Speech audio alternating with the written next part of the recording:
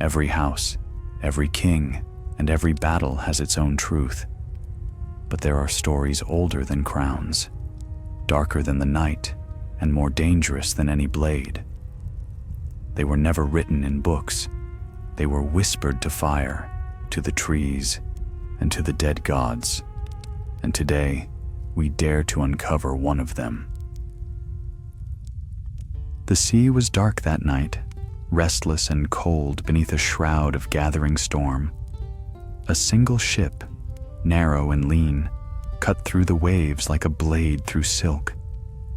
Its sails were black, save for a silver dragon painted on the mainmast. Its wings torn and fading, its eyes dulled by salt and years. The ship's name was Ashwing, and upon its deck stood Sir Maros Sand, a knight without a lord, and a man without a home. He had seen many seas, fought for many masters, and buried too many friends. Yet none haunted him as she did, the Dragon Queen, Daenerys Stormborn. It had been nearly 10 years since her death in the far lands of Westeros, but her shadow still stretched long across the world. The people of Slaver's Bay still whispered her name in prayer or curse, depending on the listener. And now, it was to that haunted land that Maros returned. Tyrion Lannister, Hand of the King, had sent him on this errand with words that still rang in his memory. "Go to Meereen, Ser Maros. See what has become of the bay. The trade routes are failing, the cities fight among themselves, and whispers of new slavery reach even King's Landing. We owe it to her memory to see what remains." Maros had bowed his head, though in truth he had little faith in the mercy of kings or in the peace of freedmen.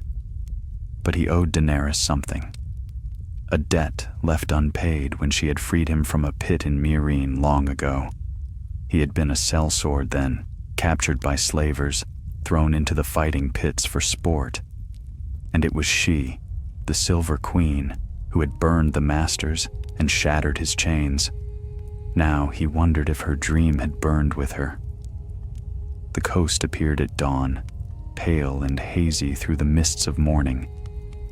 Tall pyramids rose from the shoreline like mountains of yellow stone, their peaks capped in gold.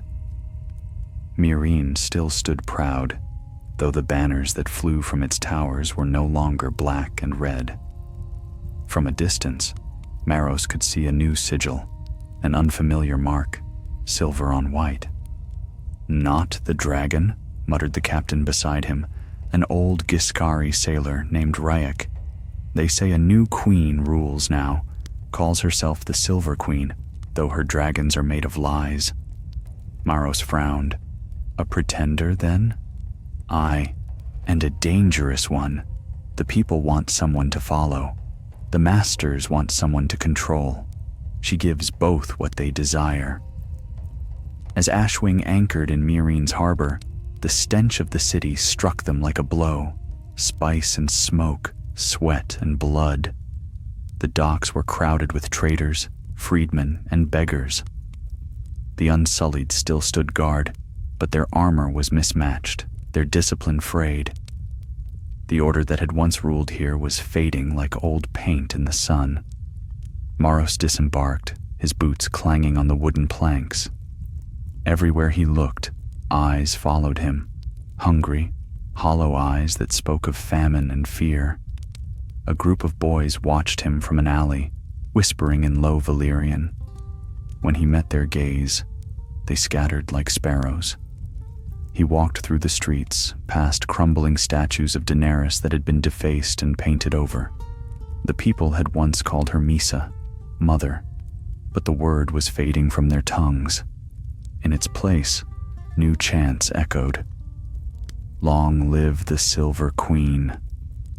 By the time Maros reached the Great Pyramid, the sun was climbing high and hot above the city. The guards at the entrance crossed their spears, demanding his purpose. "I come from King's Landing," he said in clear Valyrian. "I seek audience with whoever rules Meereen now." The guards exchanged a wary glance before one disappeared inside. When he returned, he gestured for Maros to follow. The corridors of the pyramid were much as he remembered, vast halls lined with columns and torchlight, but the air was heavier, the silence deeper. At last, he was brought before a small court where a woman sat upon a seat carved of ivory and jade. She was young, perhaps no more than 20. Her hair shone silver white beneath the torchlight, and her eyes glimmered with an unnatural pale hue. Around her neck hung a pendant shaped like a dragon's claw. When she spoke, her voice was soft but sure. "You have come far, traveler. Who are you, to demand audience with the Queen of Meereen?" Maros bowed slightly, his hand resting on the pommel of his sword. "Ser Maros Sand, once sworn to Daenerys Stormborn, breaker of chains." The court murmured at the name, and the woman's eyes narrowed, curious. "Then you serve the dead," she said with a faint smile. "But perhaps you have come to serve the living." Maros studied her closely. There was grace in her posture and fire in her gaze, but no dragon's heart in her tone. "I serve the truth," he said quietly, "and I would know what became of this land she died to free." The Silver Queen rose from her seat and descended the steps with unhurried poise. She stopped before him, close enough that he could smell the faint scent of sandalwood and smoke. "Then you shall see, knight," she said. "You shall see what freedom has become without its mother." Outside, thunder rumbled over the bay, and rain began to fall. And deep beneath the city, in the old catacombs where dragons had once slept, something stirred.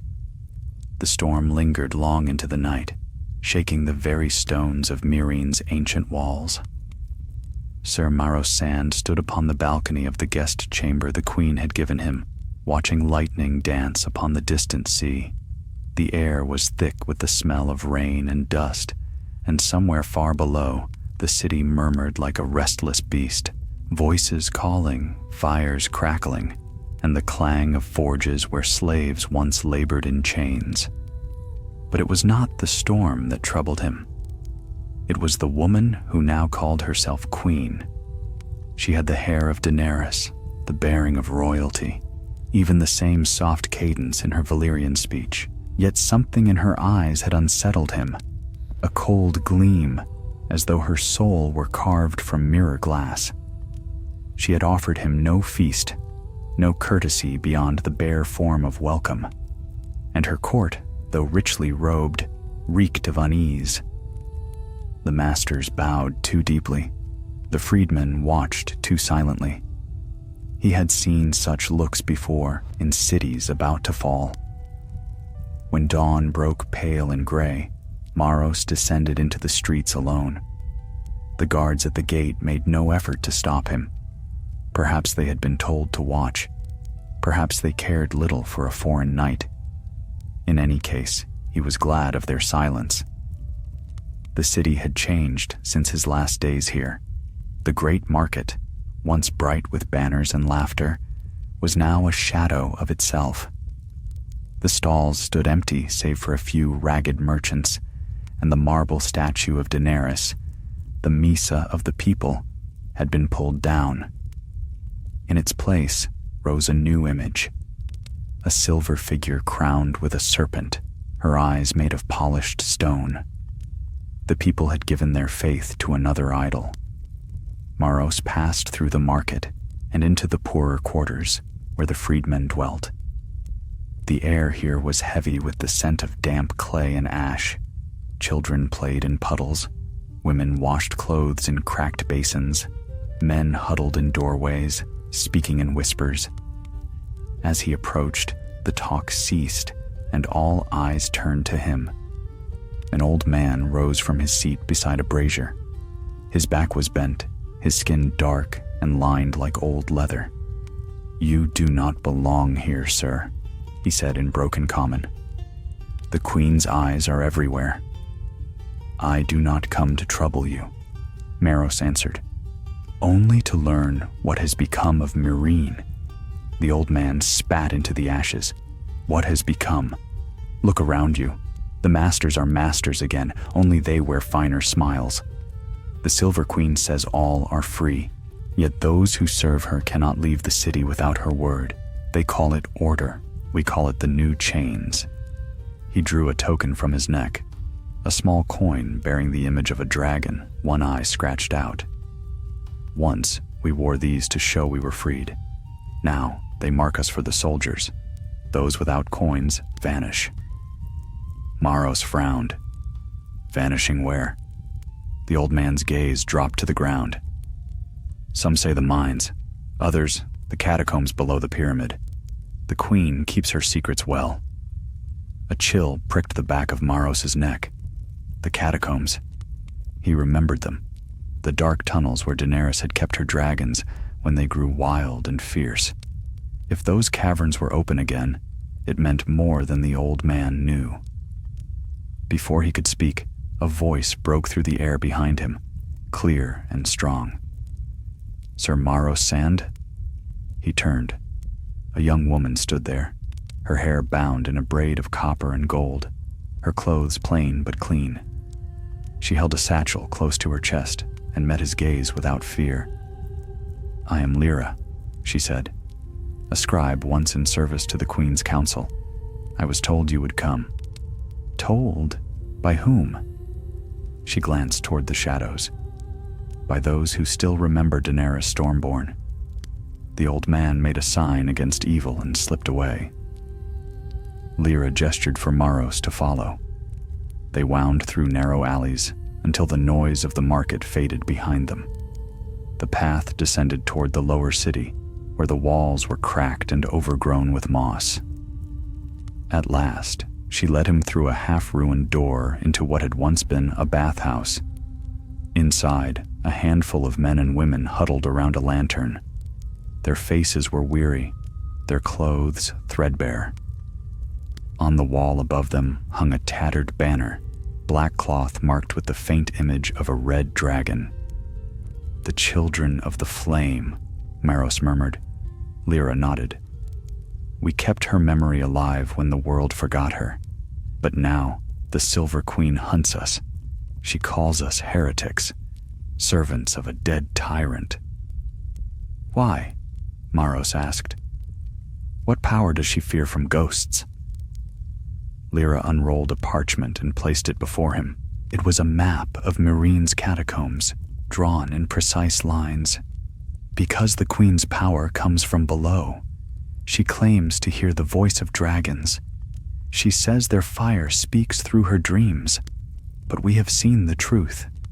There is something alive beneath the pyramid, and it is not a dragon. The words sank into him like stones. Alive? What do you mean? Lyra's eyes glimmered in the lantern light. Each week her priests bring offerings to the depths, gold, food, sometimes men taken from the streets. None return. The air above the catacombs smells of ash and iron. Some say she has bound an old power there, one that feeds on blood and fear. Maros stared at the map. He felt the old ache of battle stir within him, the instinct that told him where danger slept. If this is true, he said slowly, then she means to rule not by faith, but by terror. Lyra looked at him, her expression fierce and desperate. Will you help us, sir? You knew her. You served the true queen. Help us end this false one. He wanted to refuse. He had come only to observe, to report, to return. Yet, as he gazed at the dragon banner, torn and faded but still burning faintly red, he felt Daenerys' voice echo in memory, soft, resolute, and unyielding. Break the wheel. Maros drew a long breath. Show me the way to the catacombs. Lyra's eyes widened. Tonight? Before the queen learns I'm here for more than her favor. Outside, thunder still growled beyond the walls. The storm had not ended. It had only grown quieter, biding its time. And in the dark below, Myrene, beneath the stones and the silence, a faint sound echoed, a slow, rasping breath, like a creature waking from a long and hateful sleep. Night fell upon Myrene like a shroud of black silk. The storm had passed, but the streets still glistened with rain, and the air was heavy with the scent of wet stone and smoke. Ser Mero's sand followed Lyra through the sleeping city, their cloaks drawn tight against the chill. Above them, the pyramids loomed like watchful giants, their peaks lost in mist. They kept to the narrow ways, where the guards seldom patrolled. Every few streets they paused, listening for the tramp of boots or the whisper of spies. Myrene had eyes everywhere now, eyes that served the Silver Queen and her shadow priests. "Do you trust them?" Maros whispered as they crossed a deserted square. "These children of the flame?" Lyra glanced back, her face pale in the moonlight. "They trust you. That is enough for now." She moved swiftly, sure of her path. Soon they reached the base of the Great Pyramid, its sides rising steep and sheer into the sky. The entrance before them was no grand stair of marble, but a small, half-hidden doorway behind a crumbling statue of a harpy. Lyra pressed a hand against a stone seal, and with a groan of ancient hinges, the door opened into darkness. They descended by torchlight, the air growing cooler with each step. The walls were carved with reliefs of dragons and fire, and here and there, old chains hung from hooks driven into the stone. The deeper they went, the more oppressive the silence became, until even the sound of their breathing seemed too loud. Maros ran a hand along the wall. "These tunnels were sealed after Daenerys left. I remember the smell of smoke when she locked her dragons here. Then she locked away more than dragons," Lyra murmured. The stairway ended in a vast chamber, its ceiling lost in shadow. Broken pillars lay scattered like bones, and the ground was slick with moisture. Faint light glimmered from fissures in the walls, casting ghostly reflections upon the stone. "There," Lyra whispered, pointing ahead. At the far end of the chamber stood an iron gate, black and corroded with age. Upon it were carved words in Valyrian. "Blood is the bond, fire the key." The gate trembled softly, as if something vast and unseen stirred beyond it. Maros stepped closer, by the 7. From behind the bars came a low sound, half sigh, half growl. It was not the voice of a dragon, yet it carried a strange rhythm, like the breathing of something immense. The air shimmered faintly, and the torch in Maros's hand guttered. "Back!" he hissed, but Lyra did not move. She stared, transfixed, her face lit by the flickering light. "It's alive," she breathed. "By all the gods, it's alive!" A shape moved in the dark beyond the gate, slow, deliberate, terrible. For an instant, Maros glimpsed the outline of a man's face, stretched and twisted, the skin burned black and the eyes like molten gold. Then it was gone, swallowed by the dark. He seized Lyra's arm and pulled her back. "We've seen enough. Whatever that thing is, it is no beast of her making. It's something older." They fled the chamber, the sound of iron shifting echoing behind them. The tunnels seemed to close around them, the air heavy with the taste of ash. When they emerged once more into the night, Maros drew in a long breath of freedom. But even the open air felt wrong. The city above was not as they had left it. Bells were ringing from the towers, sharp and discordant.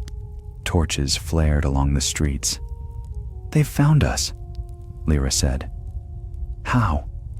"Someone must have followed." They slipped through the alleys, keeping to the shadows, but the clamor grew nearer. A patrol of the Queen's guards rounded the corner ahead. 6 men in lacquered armor, their helms marked with silver serpents. Maros drew his sword without a word. The blade gleamed red in the torchlight, old Valyrian steel that caught the light like flame. The first guard lunged, spear thrust forward. Maros sidestepped, catching the shaft and wrenching it aside before driving his sword through the man's chest. The others came fast, but Maros was faster. Years of battle had taught him the rhythm of death. He moved like a storm, blade flashing, cloak swirling, until 3 more men lay silent on the stones. The last 2 fled into the dark. Lyra stared, breathless. "You kill like a man who remembers every life he's taken." He wiped his blade on a fallen cloak. "Aye, and some of them remember me."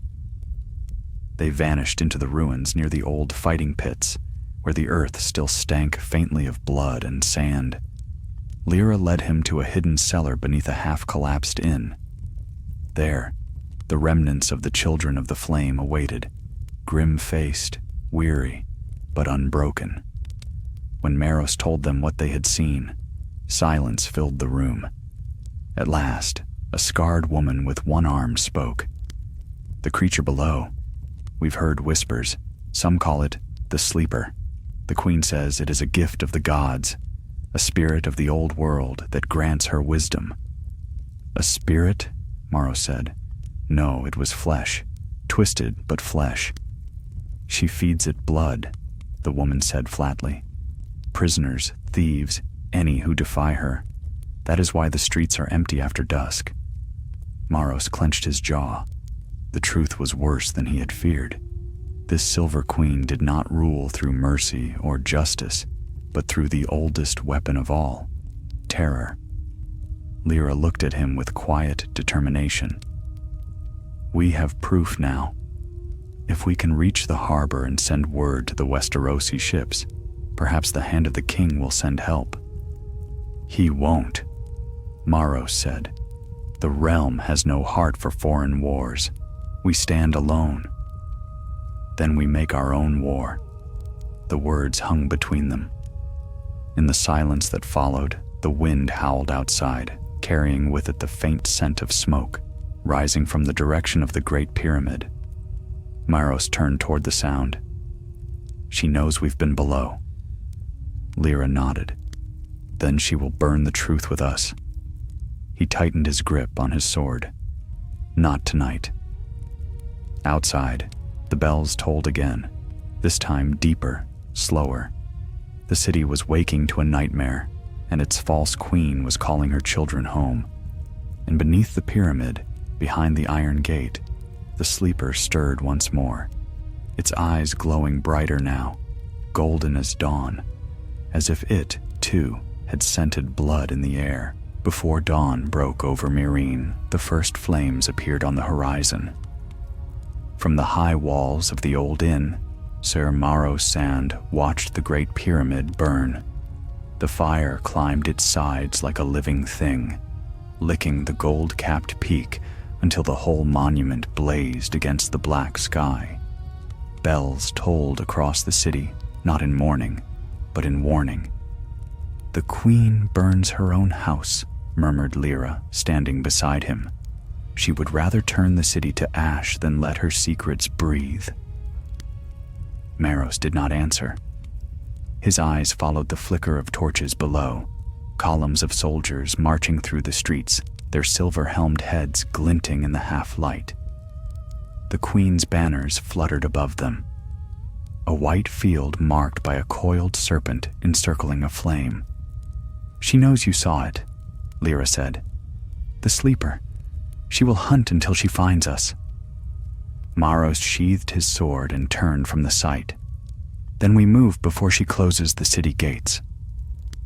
The Children of the Flame gathered what little they had: weapons, food, a few maps.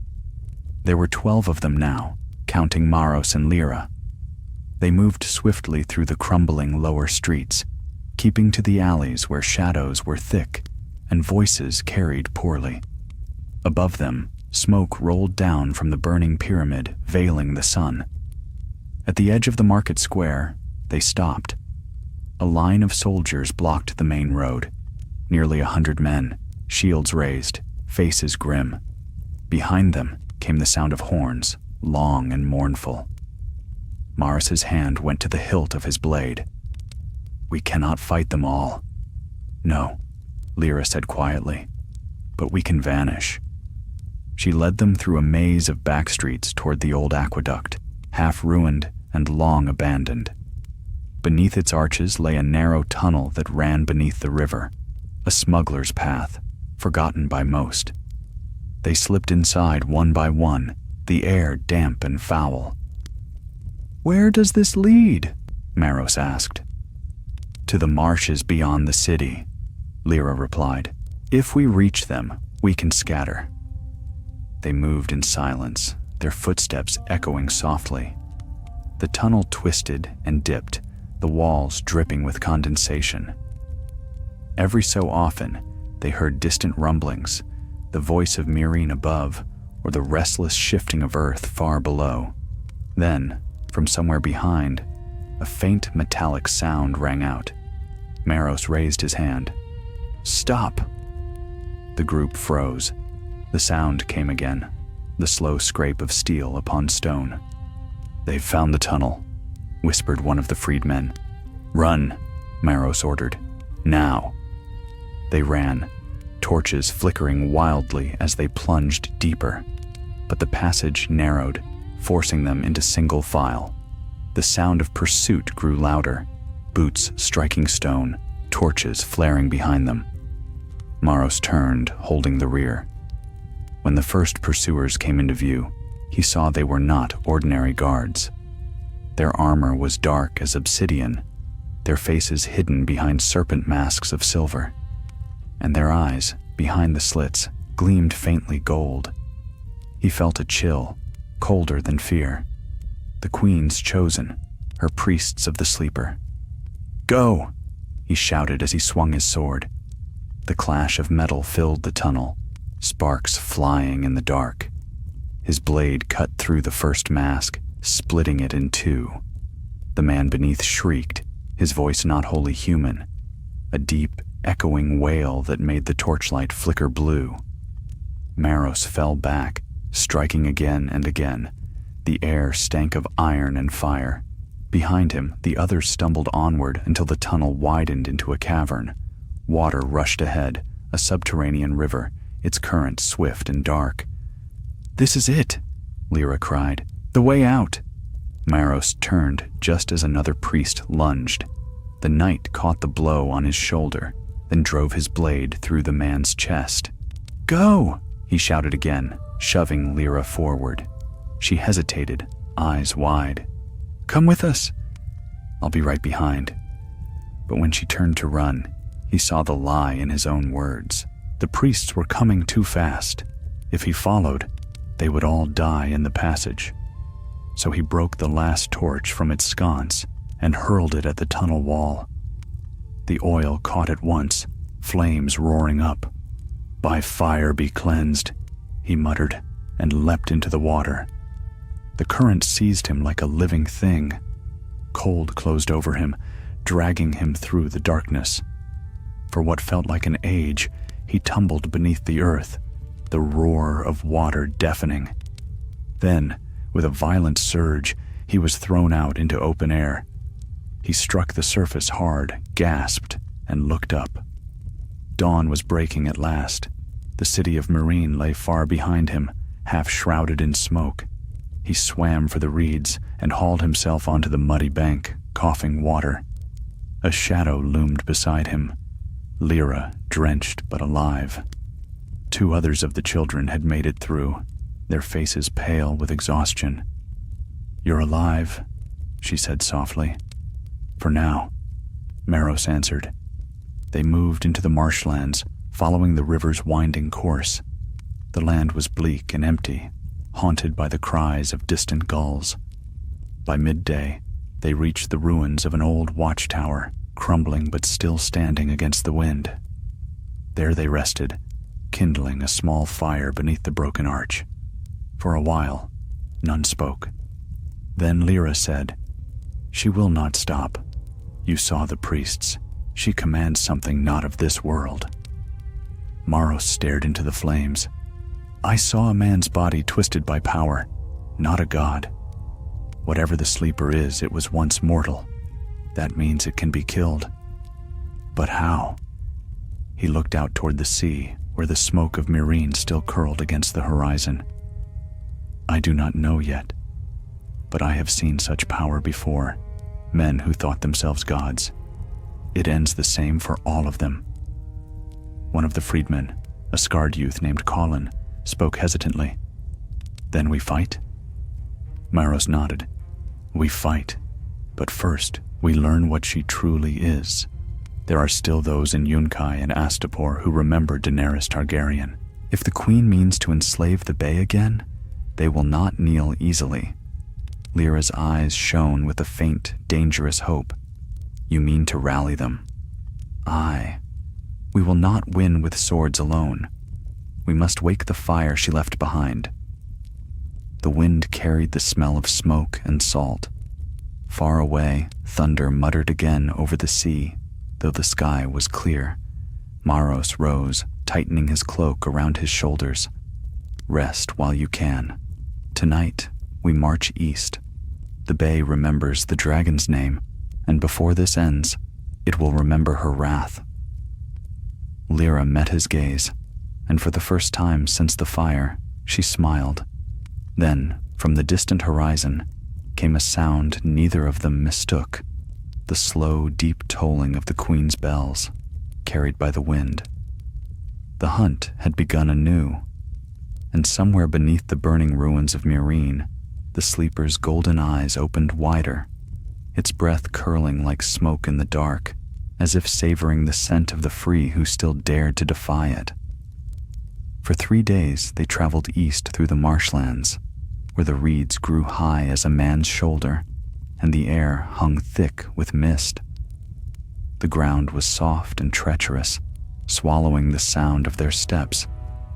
Every night, the wind carried the far-off echo of bells and the mournful cry of gulls, as if the sea itself wept for what had become of Meereen. Sir Maros Sand led the way, his cloak torn and his armor dulled by salt and rain. Lyra followed close behind, her satchel clutched against her chest, guarding the map of the catacombs as though it were the last remnant of truth in a world built on lies. The 2 freedmen who had escaped with them, Colin, thin and silent, and old Garno, whose right hand trembled from an old wound, brought up the rear. They spoke little. The marsh was a place that swallowed words, and the fear that they were being followed rode with them like a 5th companion. At sunset of the 3rd day, the land began to rise. The reeds gave way to rocky ground, and the wind carried the scent of smoke and spice. In the distance, lights shimmered, dozens of them, spread along the shore like fallen stars. Yunkai, said Lyra, her voice a whisper of awe and dread. The Yellow City. Maros nodded. The same. Once the richest of the Bay, now the most corrupt. He remembered it well. The city of perfumed masters who had promised peace with silver tongues while sharpening their knives beneath the table. Daenerys had conquered Yunkai once, freeing its slaves and leaving behind her banners of red and black. But that was long ago. He doubted any such banners flew there now. They made camp that night among the dunes, kindling a small fire hidden from the city's sight. The sea whispered nearby, the waves pale under the moon. Lyra stared into the flames, her face unreadable. She burned it, didn't she? She asked softly. The pyramid. She burned her own city to hide the truth. Aye, Maros said, and she'll burn the rest if she must. Whatever that thing is she's bound to, she serves it as if it were her god. Lyra looked up at him. You saw its eyes, sir. That was no god. He met her gaze and found in it the same fire he had once seen in Daenerys herself, fierce, unyielding, born from chains. No, he said, but men will kneel to any monster that promises them power. They slept little. The next morning, they made their way toward Yunkai's outer walls. slipping through the dunes and broken aqueducts until the gates loomed ahead. The city was changed, as all things in the bay seemed to be. The walls were patched with new stone, and the gates bore the sigil of a golden sun entwined with a serpent, another mark of the Silver Queen's dominion. A column of soldiers stood watch, their armor mismatched, some bearing the serpent sigil, others the faded emblems of old slaver houses. When Maros saw that, he knew his fears were true. The old masters had bent the knee to the new power, trading oaths as easily as they once traded flesh. "Best we enter quietly," he said. Lyra nodded. "I have friends here, scribes who once served the temples. They will hide us." The guards demanded silver at the gate, their eyes sharp and hungry. Lyra offered a few coins, her voice calm, her Valyrian pure. They passed through without question. Inside, the air was heavy with heat and incense. The streets of Yunkai were narrow and crowded, filled with traders, beggars, and slaves in all but name. The city had learned to dress its chains in silk. Maros kept his hood low as they followed Lyra through winding lanes until they reached a small house behind a dye workshop. A woman opened the door, tall, dark-haired, her fingers stained blue from her trade. When she saw Lyra, her eyes widened with joy and fear. "By the gods, girl, what are you doing here?" she hissed. "Do you know what they would do if they found you?" "They already tried," Lyra said. "We need a place to rest." The woman's name was Melora, a scholar once of Meereen, now a fugitive in her own land. She took them in without further question, leading them to a hidden room behind a wall of hanging cloth. There, they ate and washed, and at last let their weariness settle. When night came, Melora lit a single lamp and spoke in a low voice. "You should not have come. The Silver Queen's reach grows longer each day. Her priests arrived here a fortnight past, claiming she speaks with the fire of the gods. The masters kneel, and the people follow. They say she will reunite the Bay under one rule, hers. She's already begun," Maros said grimly. "Meereen burns behind her. Astapor will be next." Melora frowned. "Then you mean to fight her?" "Yes," Lyra said before Maros could answer. "But to do so, we must know what she serves. The Sleeper. It feeds on blood. It is no dragon, but something older." Melora's eyes darkened. "There are tales, old ones, from before Valyria's rise, of beings that dwelled beneath the earth, spirits bound in fire, remnants of the Doom's birth. They were said to whisper to those who sought forbidden power." Maros leaned forward. "And one of them could survive still?" "Perhaps, if the right blood called it, the dragon's blood." The words struck him like a blade. "You mean Daenerys?" Melora nodded slowly. "When she freed Meereen, she left her mark upon its stones. Her dragons scorched the very foundations. If some essence of their fire lingered, it might have awakened what sleeps below.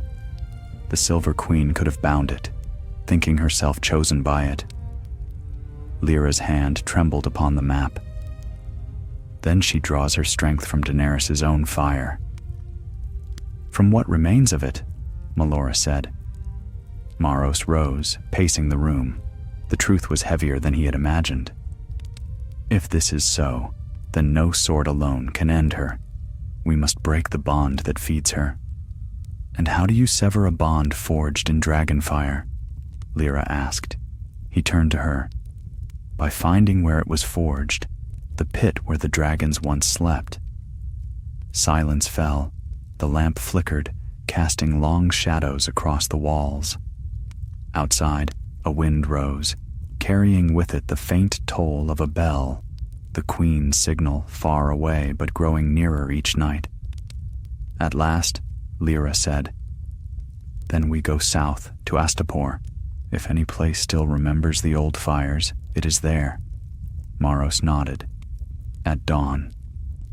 That night he could not sleep. Through the thin wall, he heard the distant murmur of the city, the laughter of merchants, the clatter of hooves, the faint chant of the queen's priests somewhere beyond the gates.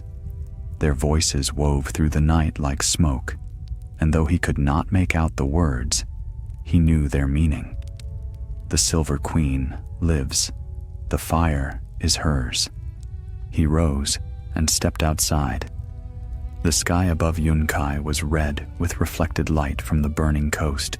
For a moment, he thought he saw a flicker of wings, great and shadowy, passing through the smoke. But when he looked again, there was only the moon. Behind him, Lyra's voice came softly. Do you ever wonder, sir, if Daenerys herself would have become what the Silver Queen is now? Maros did not turn. No, he said, because she was never ruled by her fire. She was born of it, and it burned her all the same. The sea wind rose, and far to the west, the ashes of Meereen drifted into the night. The dawn that rose over Yunkai was a sickly one, veiled by dust and the faint haze of distant fires. The city stirred like a wounded beast, its markets half empty, its banners hanging limp in the wind. From the harbor came the creak of ships and the low chant of laborers hauling goods up from the docks. Yet even amid the noise, a strange stillness hung in the air, a silence of watchful eyes and held breath. Sir Maros Sand stood upon the roof of Melora's house, gazing eastward where the road wound toward the red plains of Astapor. He felt the weight of his sword at his hip and the heavier weight of what lay ahead. The queen's power was spreading faster than rumor could carry it. Each day that passed meant another city swearing fealty to her flame. Below, Lyra and the others prepared for departure. Colin gathered provisions, while Garno checked the harnesses on the horses they had bartered from the market. Melora watched them from the doorway, worry shadowing her eyes. You ride into a storm, sir, she said as Maros descended. The Queen's agents are everywhere. Even the wind seems to serve her. Maros gave a wry smile. I have weathered worse storms than hers. Have you? She asked quietly. This one burns from within. Her words lingered with him as they left Yunkai behind. The road southward ran through dry country, flat lands dotted with thorn trees and the ruins of old villas. The sun was a pale coin above, and the wind carried whispers of sand. By midday, they saw the first caravans moving north. Traders, soldiers, and pilgrims, all bearing the silver serpent of the new queen. None met their eyes. The people of Slaver's Bay had learned the price of curiosity. They made camp that night beside a half-crumbled watchtower overlooking the plains. The stars burned cold and bright above them, and the air smelled faintly of salt from the inland sea. Lyra sat apart from the fire, her eyes on the horizon. You still think of her, Maros said, taking a seat beside her. Daenerys? He nodded. She was a myth to me, Lyra said softly. A story whispered by slaves. They said she broke their chains with fire and mercy alike. But myths are easier to believe than the truth. Maros stared into the flames. She was both savior and destroyer. Fire does not choose what it consumes. And the Silver Queen? Lyra asked. What is she? He hesitated. A reflection, twisted, but born of the same dream. Their fire crackled in the silence that followed. The night grew colder, and the stars wheeled slowly above. Somewhere far to the south, a red glow flickered on the horizon, Astapor still burning from old scars. By the second day, the land began to change. The dry plains gave way to broken hills, and the air grew heavy with the scent of sulfur. Smoke rose from fissures in the ground, and in the distance, the ruins of Astapor appeared, its walls half collapsed, its towers blackened by time and flame. They entered at dusk. The streets were deserted, save for a few ragged figures who watched them from the shadows. Here and there, the bones of old battles lay unburied, helmets rusted into the soil, spears jutting like gravestones. The city that Daenerys had freed twice over now stood as a tomb to her legacy. Lyra led them to the heart of the ruins, where the great plaza lay cracked and overgrown. There, amid the shattered stones, stood the remains of a pyramid, smaller than Myreen's, but still vast. Its summit was broken. Its interior collapsed into a pit that yawned black and deep. "This was where the dragons slept," she said, her voice echoing faintly.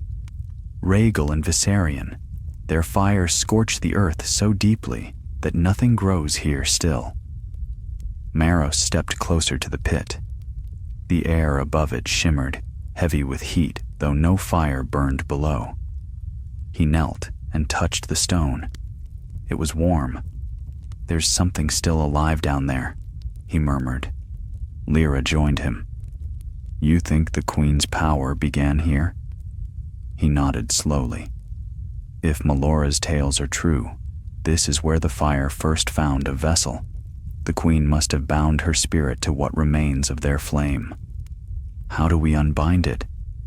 He looked down into the pit's depths. "With blood, perhaps, or with something stronger."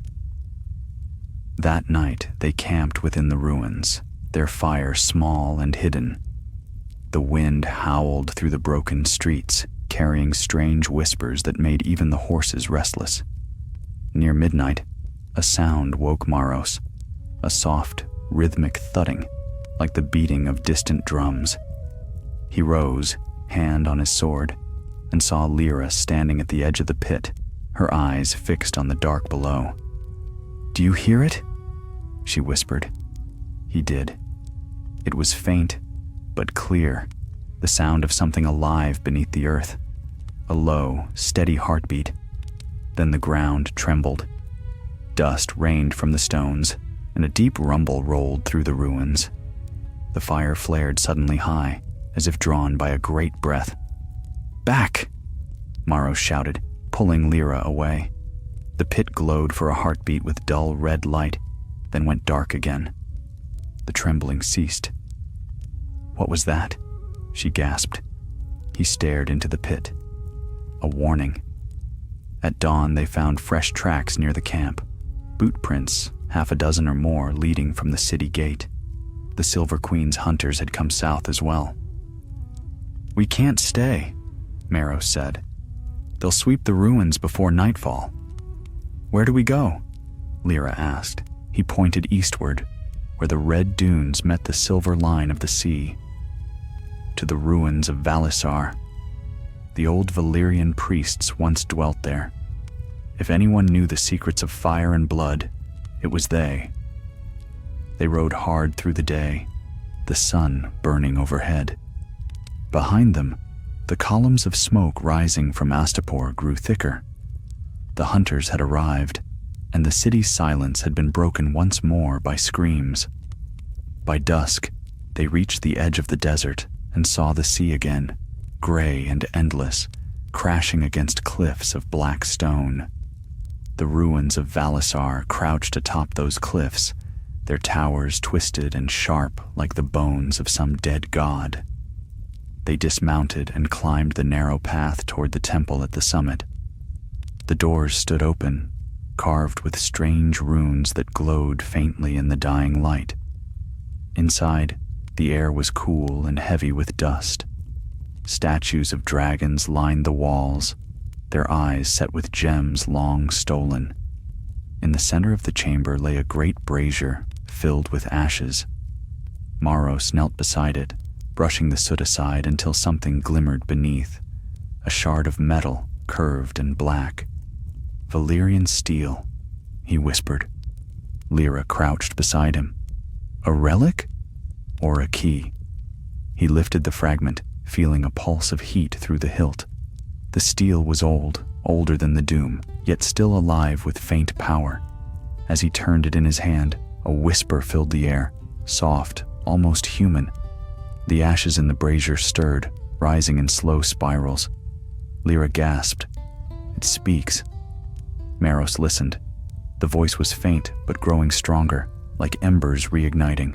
It spoke in Valyrian, words half understood. Fire remembers, blood obeys. Then silence. He rose slowly, the shard gleaming in his grasp. This blade was forged from the same fire that bound the dragons. If the Queen's power comes from that fire, then this may be the means to unmake it. Lyra stared at him. To kill her. To end her, he said, and the thing she serves. Outside, the wind howled across the cliffs, and in the distance the sea struck the rocks with thunderous force. The night was coming fast, and with it, the shadow of the Silver Queen's wrath. But for the first time since Meereen burned, Maros felt the faint stirrings of hope. Fire, after all, could devour, but it could also cleanse.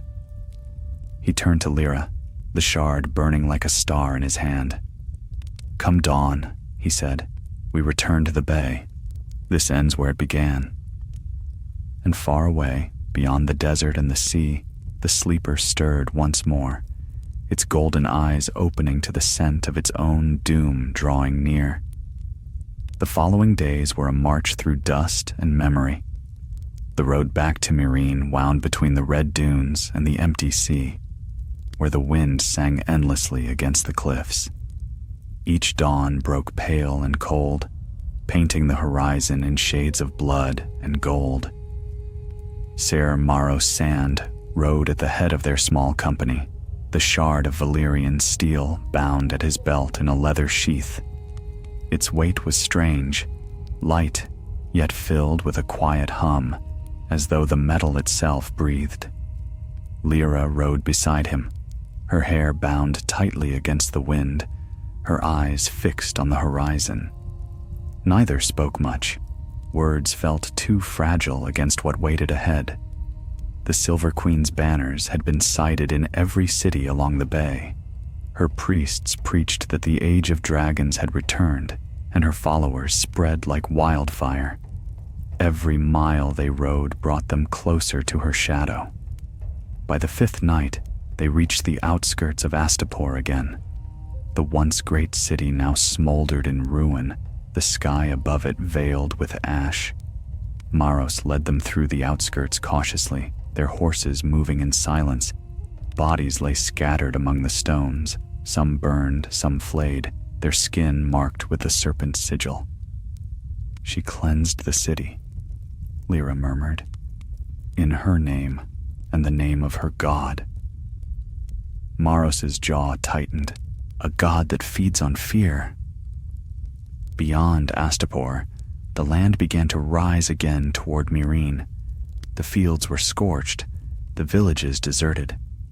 At night, they saw the glow of patrol fires far in the distance, columns of soldiers marching under silver banners. Yet none troubled them, for the bay was too large and its people too weary to chase ghosts through the wilderness. On the seventh day, they reached the banks of the Skahazadan River. Its waters ran sluggish and brown beneath the heat. On the opposite bank, the towers of Meereen stood like black teeth against the sky. Smoke still coiled from the Great Pyramid, though its top now gleamed with new gold. Proof that the Silver Queen had reclaimed her throne.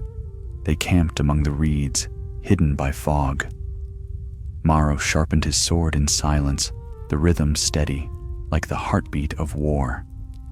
The Valyrian shard lay beside him, faintly glowing in the dark. "She will know we've returned," Lyra said quietly. "She already does." Lyra glanced toward the city. "Do you believe this blade can truly kill her?" Maros paused. "No blade can kill what is not flesh, but perhaps it can kill the bond that binds her." He sheathed his sword and rose. "Rest while you can. We move before dawn." That night, he dreamt of fire. He stood once more in the fighting pits of Meereen, the crowd roaring above, the sand beneath his feet black with blood. In the stands sat Daenerys, her hair silver, her eyes bright as the moon. But when she rose, her face changed. The silver turned to white, the warmth to shadow, and from her mouth came not words, but a voice like a furnace's breath. "You will serve me still, night of ashes." He woke with a start. The river mist was thick around him, and the faint toll of bells echoed from the city beyond. They crossed the river at first light. The current was low but treacherous. When they reached the far shore, the city loomed close enough to taste its smoke. Maros led them through the ruins of the outer quarter, keeping to the narrow streets. Meereen was quieter than before, almost too quiet. Statues of the Silver Queen stood at every corner, tall, gleaming, inhumanly perfect. "She has remade the city in her image," Lyra whispered. They passed through the lower markets, now empty save for beggars who stared with hollow eyes. At the base of the Great Pyramid, guards patrolled in pairs, their armor bearing the same silver serpent. Maros studied their movements. "We'll enter through the catacombs, the old gate by the harpy statue, if it still stands." They waited until nightfall. The moon rose pale and veiled by cloud. When the guards passed, Maros led the way to the half-buried archway hidden among the ruins. It had been sealed once, but the storm and the fires had broken the stones loose. Together they pried them away, revealing the dark mouth of the tunnel beyond. The air inside was thick with the stench of ash and decay. They descended in silence, the torchlight flickering across carvings blackened by smoke. Maros could feel it again, the same heaviness he had felt before, pressing against his heart like a great unseen hand. At the chamber of the iron gate, they stopped. It still stood, but the carvings had changed. The words once etched in Valyrian were now replaced by symbols that glowed faintly red. "She's feeding it," Lyra whispered. "Every soul, every death, it grows stronger." Maros drew the shard of Valyrian steel. The metal pulsed faintly, like a living heart. "Stay back," he said. He pressed the blade to the gate. At once, the air shuddered. The runes flared, blindingly bright, and the ground trembled. A sound rose from beyond the bars, a deep, echoing wail that seemed to come from the bones of the earth itself. Then the gate split down the middle. From the darkness beyond emerged a figure, tall and gaunt, its body half wrapped in shadow and flame. Its eyes burned gold, its skin cracked like obsidian. When it spoke, its voice was both many and one. "You carry my maker's fire," it said. "The gift of the Dragon Queen." Maros stood firm. "You are no gift. You are her curse." The creature's laughter was like the hiss of boiling blood. "Daenerys Targaryen bound me to this world when she called her dragons from the fire. I slept beneath her feet, dreaming her glory. When she died, her shadow sought me. I took another shape to wear her flame. Now I am reborn." "The Silver Queen," Lyra breathed. "A shell," the creature said. "Through her I burn." Maros lifted the shard. "Then you'll burn no more." The creature's arm lashed out, wreathed in fire. Maros met it with his sword, the clash bursting in a storm of sparks. Pain seared his arm, but he held his ground. The Valyrian steel flared white, and for an instant the creature recoiled, its form wavering. Lyra darted forward, throwing a handful of ash from the brazier they had carried from Valisar. The dust struck the creature's chest, and it screamed, a sound that shook the tunnel walls. Maros seized the moment. He drove the shard deep into the creature's heart. Light erupted, blinding, searing, pure. For a heartbeat, he saw faces within the fire, Daenerys is among them, sorrowful and serene. Then the light consumed everything. When the blaze faded, the chamber was silent. The gate lay broken, and the creature was gone. Only ashes remained, glowing faintly in the dark. Lyra fell to her knees, trembling. "Is it over?" Maros lowered his sword. "For now." But as he turned toward the tunnel, he saw something glimmer on the floor. A single silver scale, faintly pulsing with light. He crushed it beneath his boot. "Let no one ever wake it again," he said. Above them, Meereen was stirring. The bells rang out once more, not in triumph, but in confusion. The serpent banners hung still, their fire extinguished. Maros and Lyra emerged from the shadows into the dawn. The city lay quiet, its air heavy with the scent of rain. The Silver Queen was gone, and the sleeper with her. Yet the cost had been written in fire upon the stones. As they walked among the ruins, Maros looked to the east where the sun rose over the sea. "She dreamed of freedom," he said softly. "Perhaps at last the bay will find it." Lyra met his gaze. "And you, sir? What will you do now?" He smiled faintly. "What all ghosts do, fade." And as the light broke over the horizon, the last embers of the Dragon Queen's legacy flickered in the wind, neither wholly quenched nor wholly alive, but waiting, as all fire does, for breath to awaken it again. The dawn after the fire was unlike any Meereen had seen in years. The smoke had lifted, and the sky hung pale and unbroken, like a fresh wound healing over. The streets were still and silent. Even the gulls that circled the harbor did not cry.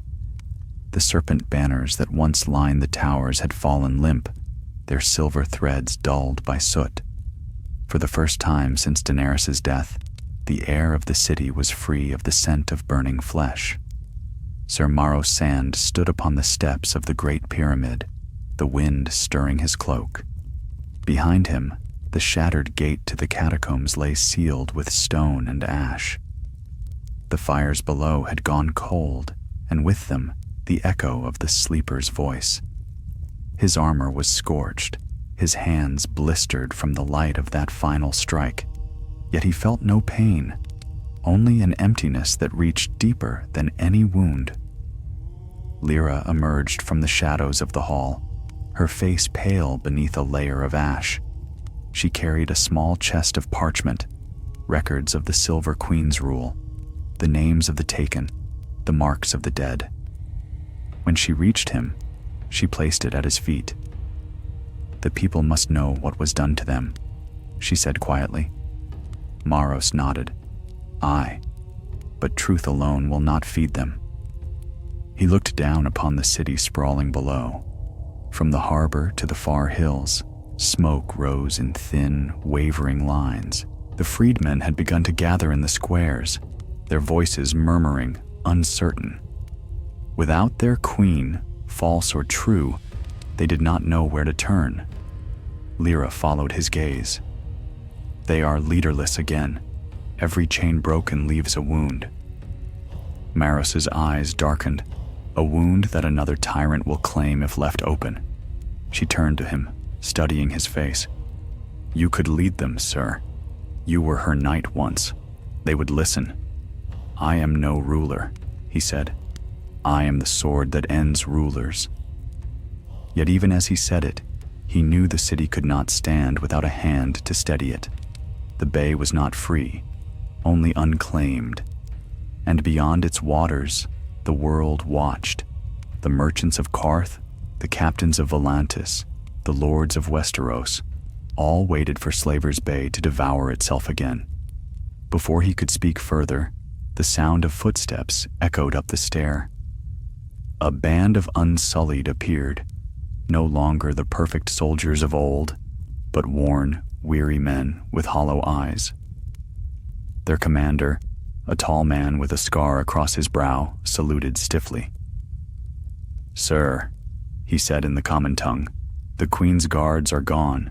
Many fled, some surrendered. The people ask what law now rules Meereen. Maros regarded him a moment. What law did Daenerys leave you? The man hesitated. Freedom. Justice. Then hold to that, Maros said. No more chains, no more masters. Let the council of freedmen rule until the city can stand again. The commander bowed and withdrew. When he was gone, Lyra said, They will need your name to make it real. Maros gave a faint smile. Then they shall have it, but not my crown. They spent the following days among the people, walking the streets where the fires had burned. The slaves who had once been free came out of hiding. The markets reopened, though the stalls were bare.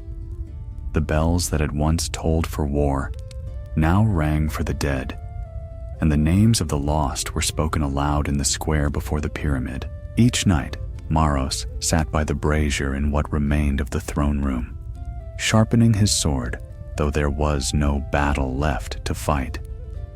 Lyra worked beside him, recording the testimonies of survivors, the last remnants of a city's memory. It was on the 5th night that a rider arrived from the west, a merchant vessel's captain from Volantis, flying the lion banner of the hand of the king. The man bowed low, his eyes wary. I bear words from King's Landing, he said, from Lord Tyrion Lannister. He offered a sealed letter. Maros broke the wax and read by the light of the brazier. The letter was brief, written in Tyrion's sharp, precise hand. Sir Maros Sand, the crown has heard whispers of the Silver Queen's fall. If this be your doing, then you have ended a shadow that stretched across the narrow sea. The king bids you return, for the realm remembers Daenerys' war and would know what peace you have found in its ashes.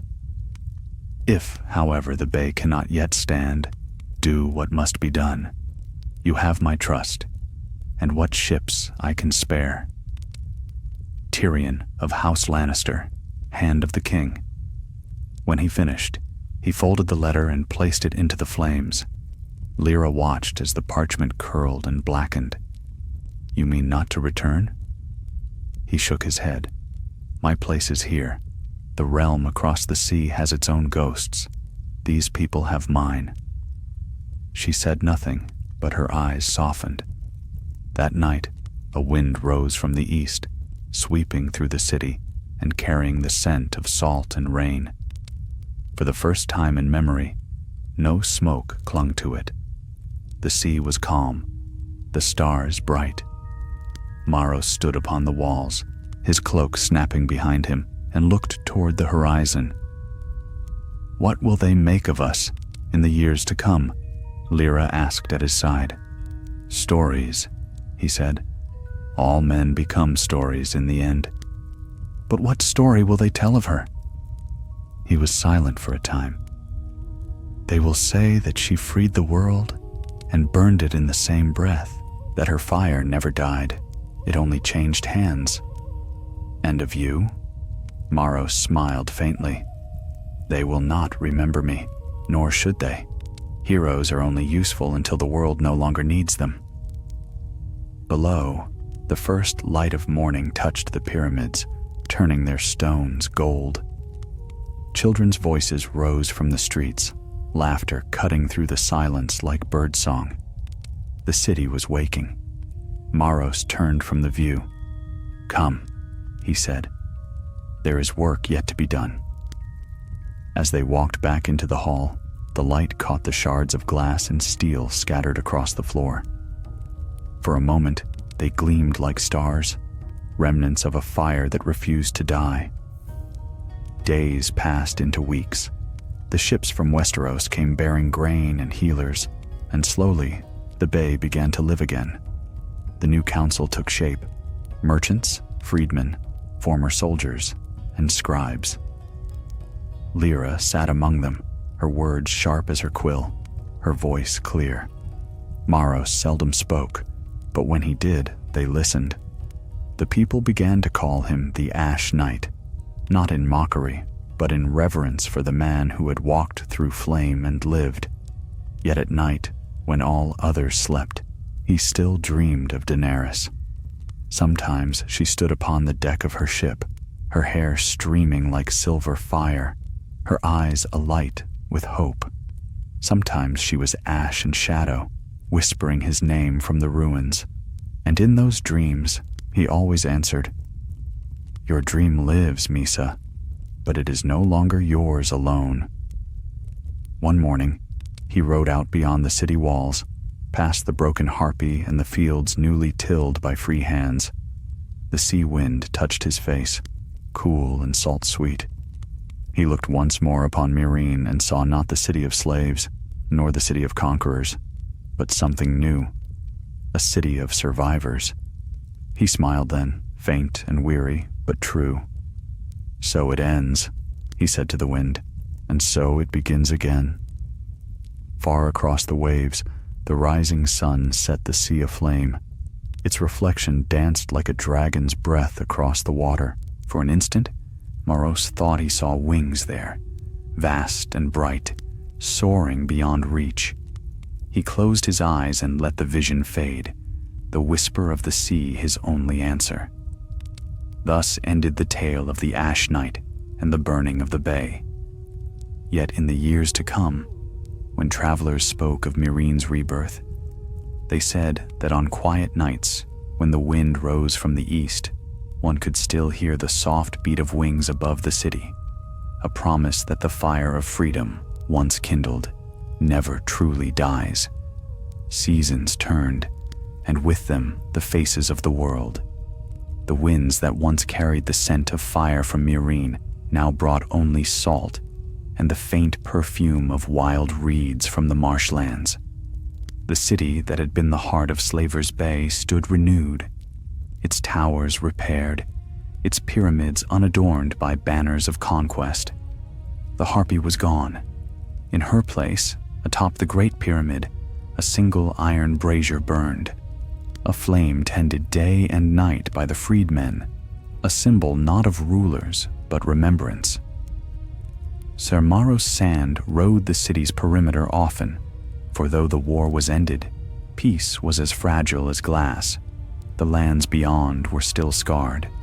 In the old manors of Yunkai, slave collars had been reforged into trinkets for trade. In Astapor's ruins, warlords had begun to whisper of their own banners. Tyranny, he knew, was not slain by the fall of one tyrant. It crept always in the shadows of men's hearts. He had taken no title in Meereen. He was neither lord nor commander, but still the people came to him for counsel. Some days he helped rebuild the walls. Others he walked among the markets, settling quarrels with quiet words. He had become part of the city's pulse, a relic of fire living among its embers. Lyra had changed as well. She no longer dressed as the scribe he had first met, but as a woman of purpose. Her hair, once bound, now flowed free, and her voice had become one the council listened to with respect. She spoke for the people, especially for the freed children who knew no other life but this new dawn. On the first anniversary of the Silver Queen's fall, the people gathered before the Great Pyramid. The council decreed a day of remembrance, neither for Daenerys nor for the pretender who had followed her, but for all who had perished in chains and fire alike. As the bells rang, Maros stood apart from the crowd, his cloak drawn against the morning breeze. The brazier's flame burned high, fed by the oil of the old master's vaults. Children sang in high Valyrian, their voices pure and solemn. Lyra approached him quietly. "You should be with them," she said. "I am," he answered, "just not among them." She smiled faintly. "You will never forgive yourself, will you?" He turned his gaze toward the horizon. "Forgiveness is for those who can forget. I remember too much." "Then remember this," she said, resting a hand upon his arm. "They are free because you did not turn away." He gave no answer. The flame flickered in his eyes as though it searched for something beyond sight. That night, after the ceremony ended, he walked alone through the lower city. Lanterns glowed in every window. Laughter and song drifted through the air. For once, Meereen was alive, not as a monument to power, but as a place of living souls. Yet even amid that peace, he could not shake the feeling that something watched from the dark. As he turned a corner near the river, a shadow detached itself from the wall. A cloaked figure stepped forward, face hidden. "Ser Maro Sand," it said, in a voice both familiar and strange. He reached for his sword. "You wear no mark of the council. Speak your name." The figure drew back its hood. A woman's face, pale and sharp as carved bone, met his gaze. Her hair was silver white, though her eyes were not gold but gray, like the sea in storm. "You have her look," Maros murmured. "I am not she," the woman said, "but I carry her blood." He studied her in silence, the shape of her jaw, the set of her eyes. There was no mistaking it. "A Targaryen?" "Of a sort," she said. "My mother was of the old line, one of the dragon's bastards sent east before the fall. My name is Neria." "And what brings you to Meereen, Lady Neria?" "The same thing that brought you once before," she said. "Fire." She reached into her cloak and drew forth a small bundle wrapped in black silk. When she opened it, the air shimmered faintly. Within lay a fragment of scale, silver and gold intertwined, faintly pulsing as if it lived. Maros's breath caught. "Where did you find that?"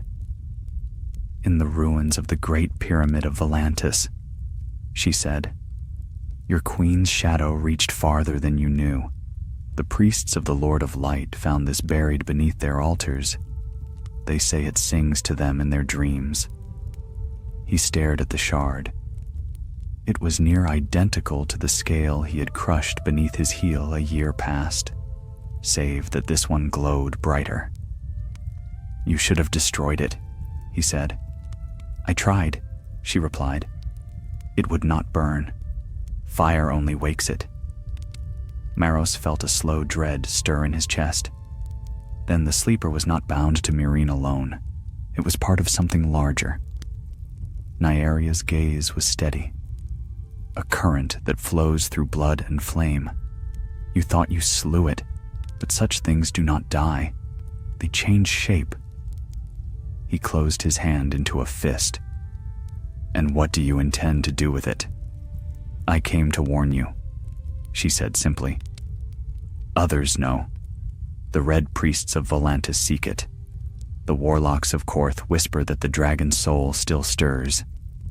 You freed this land from one shadow, Ser Maros, but another stirs across the sea, and it will come for you."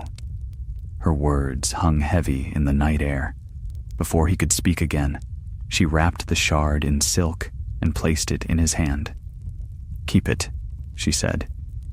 "If it begins to sing, you will know the storm has broken." Then she was gone, melting into the narrow streets as silently as she had come. Maro stood there a long time, the faint warmth of the relic bleeding through the silk. Around him, the city's laughter faded, replaced by the distant sigh of the sea. He returned to the Great Pyramid before dawn. The brazier still burned, its flame steady. Lyra found him there, standing in the half-light. "You've not slept," she said softly. He handed her the silk-wrapped bundle. "Look." When she saw what lay within, her face paled. "I thought you destroyed it." "So did I." "What will you do?" He stared into the flame. "What I must always do. Watch and wait. Fire never dies, it only hides." For a long moment, neither spoke. Then Lyra said, "If it wakes again, we will face it together." Maros smiled faintly. "You sound like her." "I am nothing like Daenerys Targaryen." "No," he said. You are what she dreamed the world could be." The sun rose behind them, flooding the city with light. The people stirred once more. The bells of Meereen rang in welcome to another day. And in the highest chamber of the Great Pyramid, far from mortal sight, the shard upon the table pulsed once, softly, like the beating of a heart, before falling still again. The Ash Knight did not see it. He stood upon the balcony, gazing eastward, where beyond the haze and the horizon lay the endless sea. Somewhere across that vast expanse, old powers were waking, and new empires were stirring. But for now, Meereen was at peace. Maros rested his hand upon the hilt of his sword and whispered to the wind, "Then let it come." The flame in the brazier flared, bright and defiant against the dawn. And for a heartbeat, high above the city, a single ember rose on the wind, shaped like a wing of silver fire, before vanishing into the sky. Winter had come at last to Slaver's Bay, or what the people now called the Bay of Chains Unbroken. The winds from the west had turned cruel, sweeping through the streets of Meereen like the breath of ghosts. Frost crusted the marble steps of the Great Pyramid, and the morning air carried the scent of salt and iron. The seas beyond the harbor, once warm and placid, had grown restless, their waves rising like dark walls against the shore. Sir Maros Sand stood at the balcony's edge, his cloak drawn tight around his shoulders. Below him, the city slept beneath a blanket of pale mist. From this height, Meereen looked almost peaceful, the scars of war hidden beneath the calm. But peace, he knew, was a fragile dream. He had not slept in 3 nights.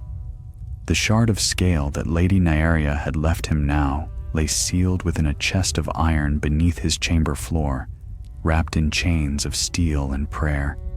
Yet even bound it sang, a faint, almost imperceptible hum that trembled through the stone. Sometimes, when the night grew still, he could swear it pulsed like a heartbeat. Lyra entered quietly, a candle in her hand. "You've been awake again," she said softly. He nodded.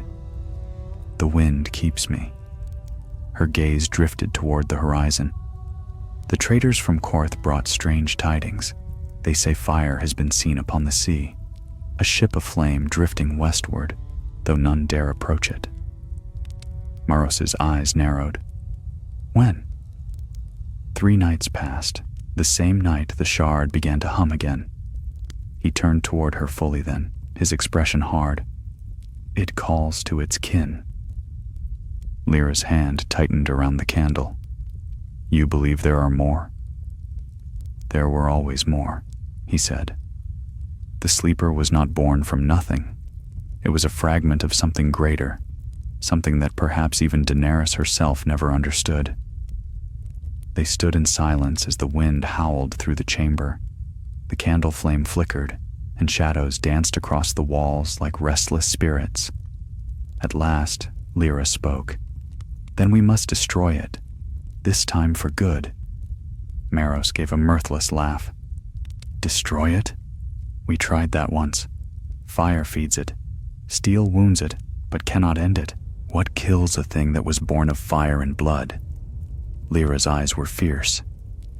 "Then we find another way." Before he could answer, a horn sounded from the harbor below, low and mournful, rolling through the mist like a cry of warning. Maros strode to the balcony's edge. Far below, lanterns flared along the docks, and he saw the outlines of ships emerging from the fog. 3 of them, their sails black and tattered, their masts broken. "They've come ashore," he muttered. "Who?" He did not reply, already moving. By the time they reached the harbor, the sun had begun to rise, turning the mist to gold. The ships had run aground upon the sand, their hulls scorched and smoking. The air reeked of tar and death. Maros approached with his sword drawn, Lyra at his side, a line of guards behind them. From the wreckage of the foremost ship came a sound, a whispering like wind through reeds. Then a figure emerged, cloaked in black, its feet bare, its skin pale as milk. Its eyes glowed faintly, not gold as the sleepers had been, but crimson. The guards froze. Marrow stepped forward, blade raised. "Name yourself." The figure's voice was soft, neither man's nor woman's. "Names are for the living, and I am neither." It lifted a hand, and from its palm drifted a faint ember, red as a dying coal. "The fire remembers," it said. The ember floated toward the shore, touched the sand, and the ground erupted in flame. "Back!" Maros roared, pulling Lyra away. The guards scattered as fire leapt from the wreckage, devouring the ships in moments. Through the blaze, more figures emerged. 5, then 10, their bodies cloaked in the same black ash, their eyes glowing like coals. "Their flesh," Lyra gasped. "It's burned." "Not burned," Maros said grimly. "Transformed." The creatures advanced, their movements slow but deliberate. Wherever they stepped, the sand hissed and blackened. Maros drew the Valyrian sword that had once ended the sleeper's reign. "To arms!" The guards rallied. Steel clashed against flame. The creatures fought without fear, without pain, their hands burning like torches as they struck. Maros met the first head-on, his blade slicing clean through its chest. For a heartbeat, it faltered, then split apart, collapsing into cinders that scattered upon the wind. Another lunged. He parried, twisted, drove his blade through its skull. The fire died within it, leaving behind only the smell of smoke and ruin. When at last the final creature fell, the harbor was in ruins. The waves hissed against the burning hulls, and the morning sky had turned the color of blood. Lyra stood beside him, her face pale. What were they? "Messengers," Maros said. "Servants of the same fire we thought buried." She looked toward the sea. "Then the Queen's shadow still moves beyond the horizon." He sheathed his blade. Perhaps not her shadow, but something wearing her memory. That evening, as the sun sank behind the mountains, Maros sat alone in the great hall of the pyramid.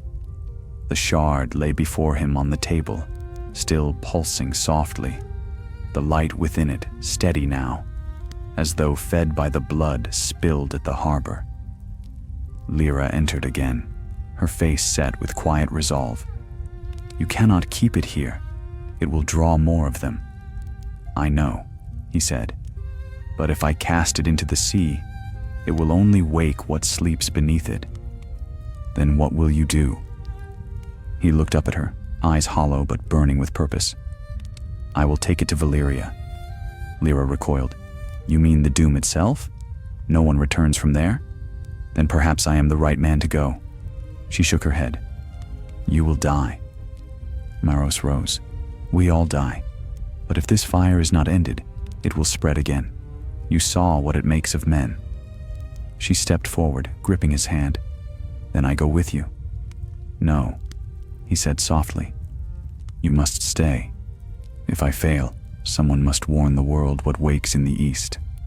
Lyra's eyes filled with tears, but she did not speak.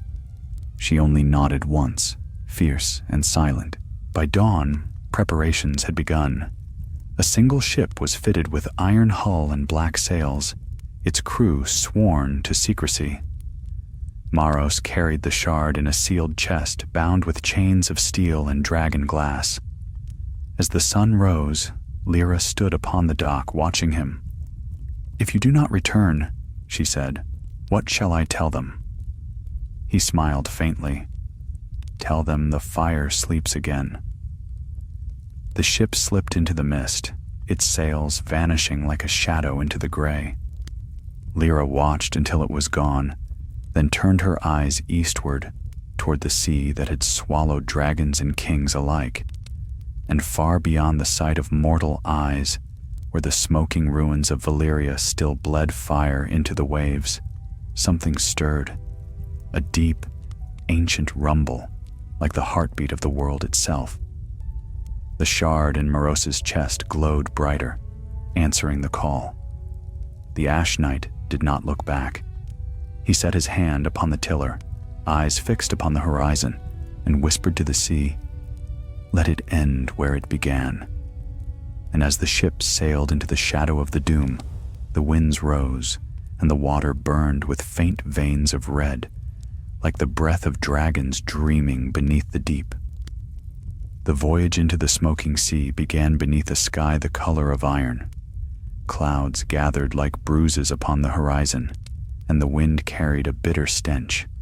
Salt mingled with ash, as if the ocean itself had long since burned.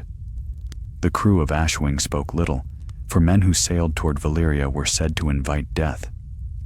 The sea was haunted, they whispered, not by ghosts alone, but by the living wrath of the world.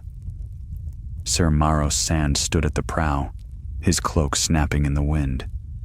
The chest that held the shard was bound in iron and hidden below deck, yet he could feel it even here, throbbing faintly in time with the waves. It whispered to him in dreams, though never in words, only in the sound of beating wings and the soft crackle of fire.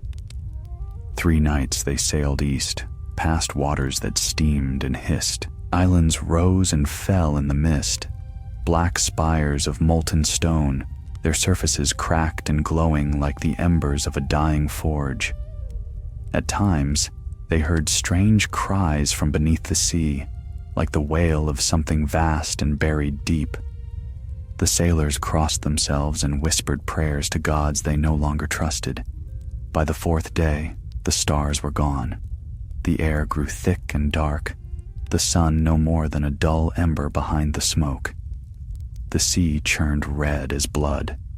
Captain Ryak approached Maros at the prow. "We cannot go farther, sir," he said. "The men grow restless. The water boils ahead. No ship that enters the doom returns." Maros turned, his face unreadable. "Nor will this one, if we turn back now. Keep your course." The captain hesitated, but one look at the knight's eyes, gray as steel, steady as fate, was enough. "Aye, sir," he murmured and returned to the helm. That night, the ship entered the heart of the mist. The waves were black fire, the air heavy with the scent of brimstone. Lightning forked through the clouds, revealing glimpses of broken towers rising from the sea. Valyria itself, or what remained of it. Columns of smoke spiraled skyward, and through the haze, shapes moved. Shadows of wings, too vast to be real. Maros went below deck and knelt before the iron chest. The shard within was glowing now, brighter than ever, casting the room in crimson light. He unfastened the chains one by one, though the metal burned his hands, and lifted the lid. The shard pulsed like a living heart. "I have carried you far enough," he said softly. "If the fire began here, it shall end here too." He took the shard in his bare hands. The pain was immediate, fierce as molten steel, but he did not let go. He climbed back to the deck where the crew stood frozen, staring at the sea. "Sir!" Ryak cried. "Look!" Ahead of them, the water had split. A vast rift opened, glowing red from within. The waves churned around it, and from the depths rose a column of fire, a breath of the world's heart. The heat struck them like a blow. Maros stood at the ship's edge, holding the shard aloft. "You took her dream and made it a curse," he said to the flames. "No more." Then he cast it into the abyss. For an instant, nothing happened. The shard fell, vanishing into the red depths. Then the sea roared, and the world itself seemed to scream. The fire surged upward in a tower of light, striking the heavens. The Ashwing was lifted upon a wall of steam and flame. The men shouted, some falling to their knees, others praying. Maros stood unmoving, his cloak whipping in the infernal wind. The light blinded him. He heard the timbers crack, the sea boil, the cries of his crew swallowed by the roar. The fire engulfed him, burning through armor and bone, yet he felt no pain, only the weight of years falling away, like ash in the wind. Then came silence. When he opened his eyes, he was standing upon a black shore beneath a sky of smoke. The sea stretched out before him, calm and endless, the waves reflecting firelight from somewhere unseen. Behind him rose the ruins of Valyria, towers of obsidian and glass, broken bridges, rivers of glowing stone. The air shimmered with heat, yet the ground beneath his boots was cool. "Is this death?" he murmured. A voice answered from the darkness. "No, it is remembrance." He turned. A woman stood before him, her hair silver as moonlight, her eyes pale as flame. She wore no crown, but there was no mistaking her. "Daenerys," he breathed.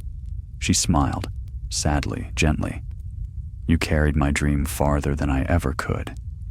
"I failed you," he said. "Your cities burned. Your name was used to enslave again." "You did not fail," she said.